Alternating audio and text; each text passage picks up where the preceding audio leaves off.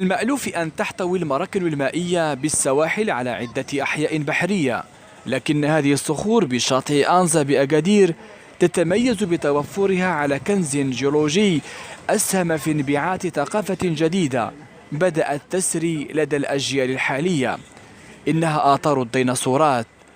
منذ تسليط الضوء عليها إعلاميا أواخر 2012 بدأت مجموعة من القوافل التربوية لعدة تلاميذ تتوافد على الموقع لاكتشاف آثار الديناصورات وطرح عدة أسئلة علمية تتماشى وفضول الصغار، وأخرى طلابية لعدة جامعات مغربية وأجنبية تستفسر وتدرس هذه الآثار التي تتميز بكونها مطمورة كليا تحت الرمال في فترة من فترات المد البحري. La présence de ces traces était toujours présente dans la mémoire collective d'Anza. Cette plage était notre espace pour jouer, se baigner, s'amuser. Nous avons cru, d'ailleurs comme toutes les générations précédentes, qu'il s'agit des traces des mouettes et de grands oiseaux. Mais actuellement, et grâce à des recherches effectuées par l'Association marocaine d'orientation et de la recherche scientifique sur l'histoire de la région du nord d'Agadir, et notamment celle d'Anza, la science a pu confirmer qu'il s'agit des traces des dinosaures.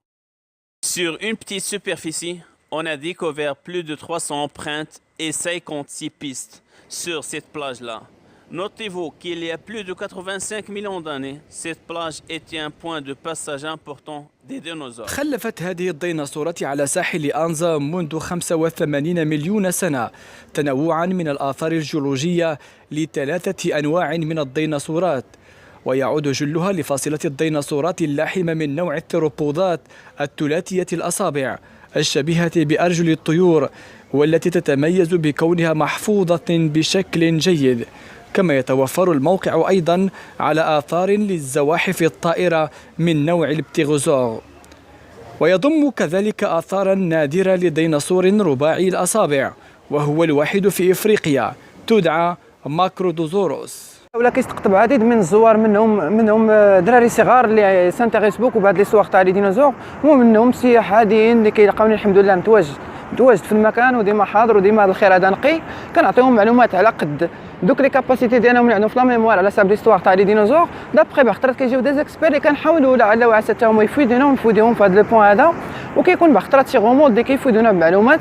وبالنسبه للطلبه والناس ديال الاكاديميه الحمد لله كيجيو حتى هما وكيشوفوا هذا الخير هذا وكيتمتعوا بخير الحمد لله. يتعرض الموقع العالمي لآثار الديناصورات لعدة مخاطر بشرية وأخرى طبيعية تهدد وجوده كالمد البحري وتدحرج الحجارات واحتكاكها، مما يؤدي إلى تكسير الطبقات الجيولوجية الحافظة لهذه الآثار، فضلا عن مشاكل أخرى تتسبب في عملية إفساد وتغيير ملامح آثار الديناصورات.